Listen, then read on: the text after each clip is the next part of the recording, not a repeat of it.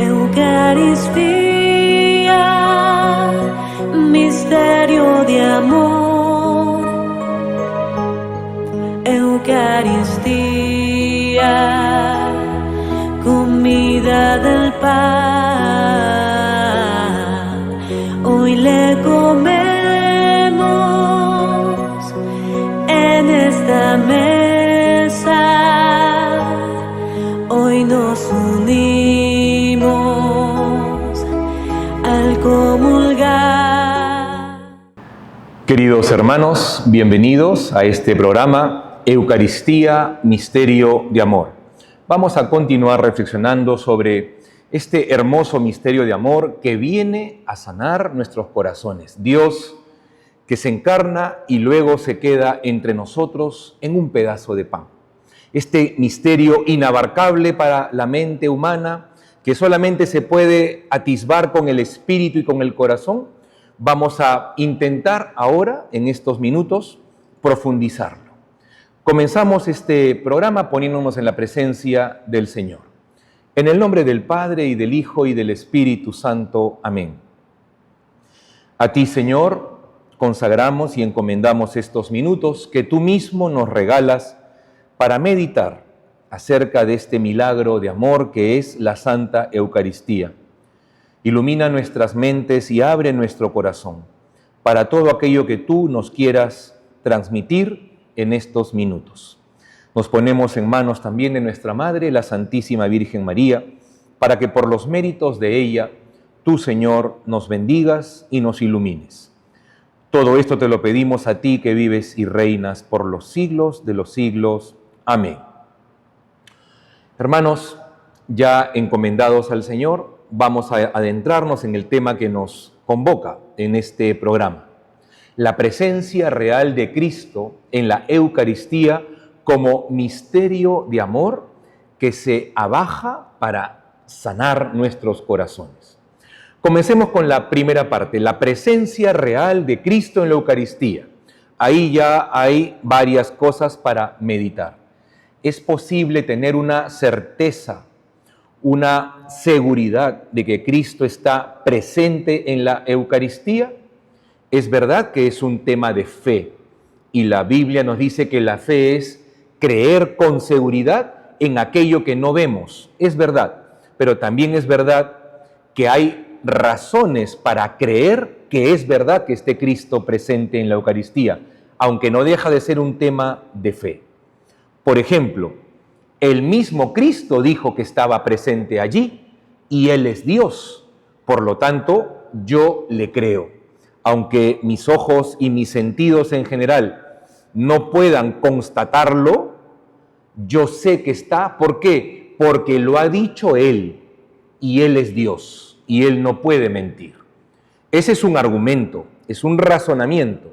Si Él es Dios y Él ha dicho que está allí, yo le creo. Que mi mente humana no entienda o le sea difícil comprender cómo puede Dios meterse en un pedazo de pan, eso es un problema de nuestra mente humana. Pero que Dios lo puede hacer, lo puede hacer. Y un segundo argumento, además de este primero que ya debería bastar, Él lo ha dicho, punto. Pero además hay otro argumento. Cuando uno lee el libro del Génesis, comienza la creación de todo lo que existe en el universo, de todos los planetas, las galaxias, de toda la realidad. ¿Y cómo crea Dios? Lean el libro del Génesis, capítulos 1 y 2, y verán que la forma en la que Dios crea es ordenando a las cosas que existan. Hágase la luz, hágase la tierra, sepárense la tierra de las aguas. Su palabra crea. Es la palabra creadora de Dios la que ha hecho que exista todo en el universo. Esto es importante, hermanos. Dios crea a través de su palabra. La palabra de Dios tiene poder creador. Ahora, cuando vamos a los evangelios, ¿qué dice el Evangelio de San Juan en el capítulo 1, versículo 1? Comenzando el Evangelio de San Juan dice, en el principio, cuando no había nada, existía la palabra, y la palabra estaba con Dios, y la palabra era Dios. Por medio de ella, dice San Juan, se hizo todo lo que existe, lo visible y lo invisible, todo se hizo a través de la palabra. Y luego San Pablo, en la carta a los Colosenses, completará esto diciendo que todo se hizo por Él y para Él, por Cristo, ¿no? Pero fíjense que es la misma palabra creadora que ha hecho todo de la nada, porque en el versículo 14 de ese capítulo primero de San Juan, Evangelio de San Juan, dice que esa palabra a través de la cual se ha creado todo, esa palabra se hizo carne y habitó entre nosotros. Jesucristo es la palabra eterna creadora de Dios, hecha carne, que caminó entre nosotros. La misma palabra, la misma fuerza creadora de Dios encarnada. Ahora hablaremos de eso, pero entendamos que esa palabra que ha hecho todo de la nada, es Jesús. Y luego pasa que este Jesús, en un momento de su vida solemne, en la última cena con sus apóstoles antes de padecer la pasión, coge un pedazo de pan y con esa palabra creadora dice: esto es mi cuerpo que se entrega por ustedes. Si ha sido capaz de crear todo lo que existe, hermanos, la misma palabra que ahora está encarnada, que es Jesús, dice a un pan: esto es mi cuerpo, ¿es o no es? No hay que ser muy sabio, es lógica. La misma palabra creadora que ha hecho un universo no puede hacer que un pedazo de pan contenga y sea su cuerpo realmente presente. Por supuesto que puede, porque Él es la palabra creadora del Padre. Otro argumento más, hay muchos, siempre será un tema de fe, pero hay otros argumentos, porque este otro argumento va a ayudar a la limitación inevitable que tenemos los seres humanos, que son nuestros sentidos. Nuestros sentidos ven las formas exteriores de las cosas, no vemos esencias. No están hechos los sentidos para percibir las esencias, sino para ver la forma de las cosas. Por eso cuando yo veo la Eucaristía, mis ojos ven pan. Si comulgo, yo siento sabor a pan, y si la toco, tiene la textura de un pan. Por eso los sentidos limitados hacen más difícil el esfuerzo de la fe, de creer que ahí, aunque en la forma externa sigue estando el pan, en la substancia está la presencia real de Dios, Jesucristo, Eucaristía. Es un esfuerzo de fe que se ve limitado por los sentidos, que, repito, no pueden ver sustancias, y el cambio en la Eucaristía se da en la substancia, no en la forma exterior, sino en lo que tienen por dentro las cosas, como que su esencia misma, allí. Por eso el gran acto, el gran milagro que sucede en cada misa, cuando el sacerdote consagra la Eucaristía, se llama transubstanciación, porque el cambio, la transformación, se da en la substancia, no en las formas. En la forma todo sigue igual. Por eso esta limitación de los sentidos, repito, hace un poco más difícil ver a Jesús. Hay que verlo con los ojos de la fe. Pero este último argumento que les voy a dar viene en auxilio de esa limitación de los sentidos. Me estoy refiriendo a los llamados milagros eucarísticos. ¿Qué son estos milagros eucarísticos que han acontecido a lo largo de la historia varias veces? Consiste en que en la forma exterior también hay una transformación, hay un cambio que normalmente no sucede. Sabemos que en la sustancia siempre hay cambio, en la forma normalmente no. Pero en algunas ocasiones ha pasado que también el pan se convierte, por ejemplo, en carne, el vino en sangre, comprobado con testigos, en algunos casos hay incluso pruebas científicas que siempre algún científico ha querido demostrar seguramente que ahí hay algún truco de la iglesia para engañar. Bueno, ahí está. La iglesia no tiene por qué ocultar nada. Han tomado una muestra, han ido a ver y ahí está la prueba de que eso no tiene ninguna cosa trucada ni nada. Es un milagro. Obviamente la palabra milagro no es una palabra propia de la ciencia. Lo que dicen es, no sabemos explicar lo que está pasando ahí. Ya está, hasta ahí llegan. Nosotros sabemos que es un milagro eucarístico. Dios ha permitido, para fortalecer la fe de sus fieles, que también en la forma externa hayan cambios. Hay hostias que se han convertido en carne, que han sangrado, hay vino que se ha convertido en sangre y están allí. Yo les invito a que luego de esta reflexión que estamos teniendo, busquen ustedes en internet milagros eucarísticos y se van a sorprender la cantidad de milagros que hay en los que está Dios diciéndote, ahí estoy, pero como sé que tu fe no es tan fuerte como debería, mira, voy a aparecerme incluso visiblemente para que tu fe en la Eucaristía se fortalezca. Por lo tanto, hermanos, hemos dado hasta el momento 3, que podríamos dar más, argumentos de la presencia real de Cristo en la Eucaristía. Esto ya no debe ser solamente un tema de, es un misterio a ciegas, no te preguntes nada, créelo. Es un misterio de fe ciertamente, pero uno puede razonarlo, puede meditarlo, porque razón y fe son las dos alas con las que el espíritu del hombre se eleva a Dios. No es solamente la fe, no es solamente la razón. Por eso en un tema como la Eucaristía, que es un tema de fe, también hay un sitio, aunque evidentemente con sus limitaciones, para la razón, como acabamos de hacer con estos 3 argumentos que les acabo de dar. Esto como un primer punto. Un segundo punto.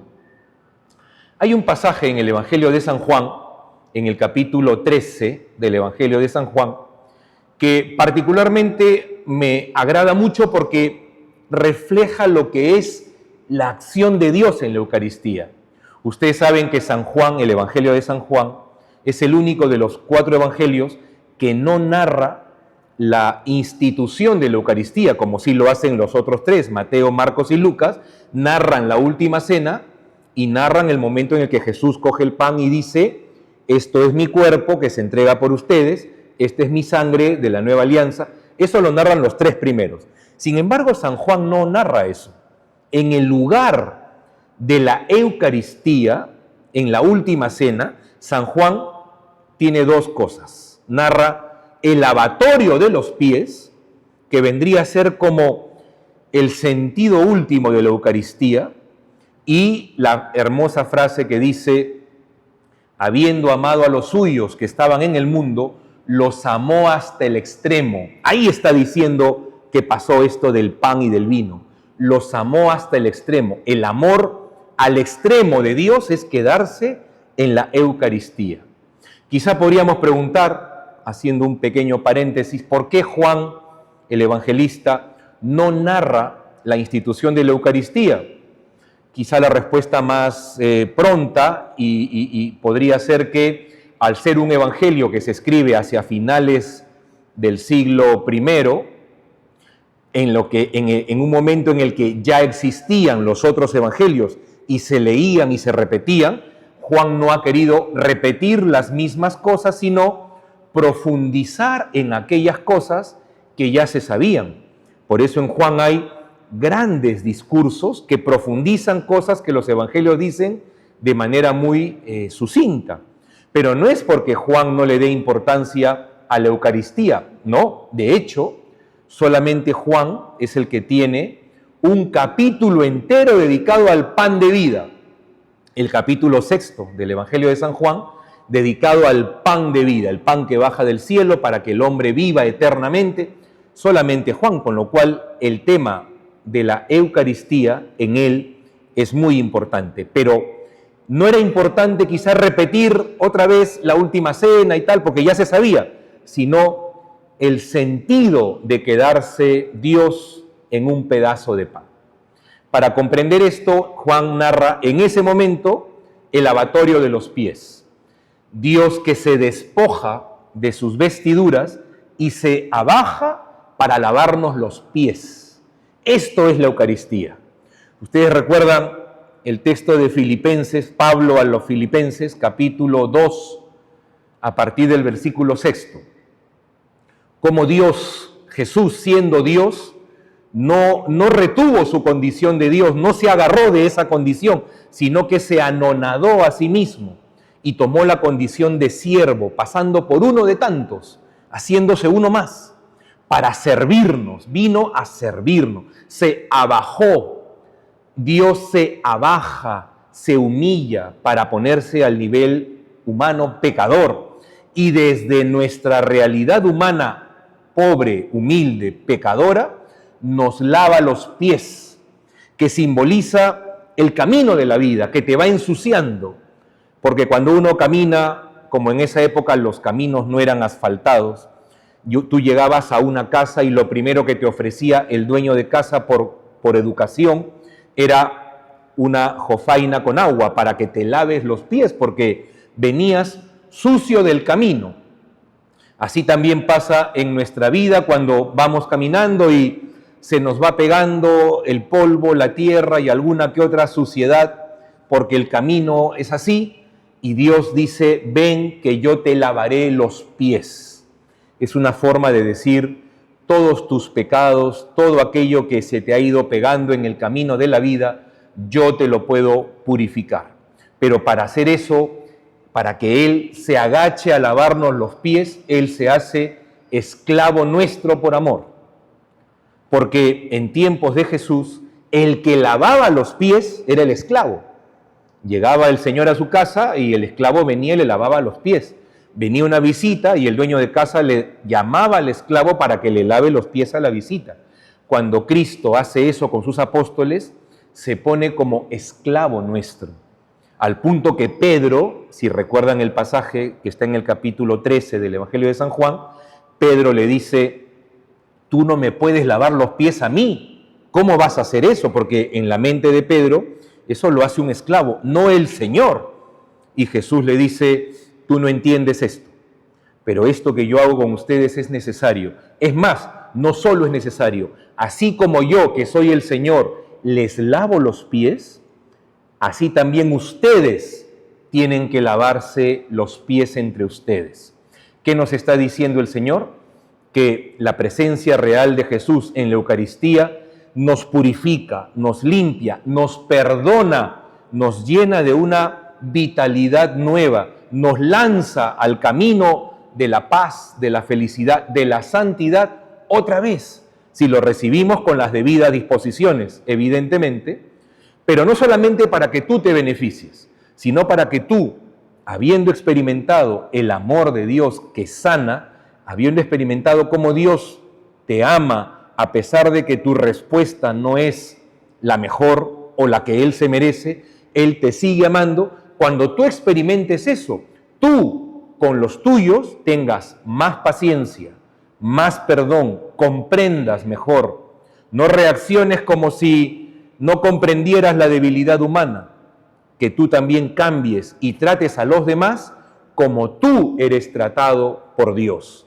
Por eso es que Dios te sana y te dice, así como yo te lavo los pies a ti, tú tienes que ir a lavar los pies a los demás.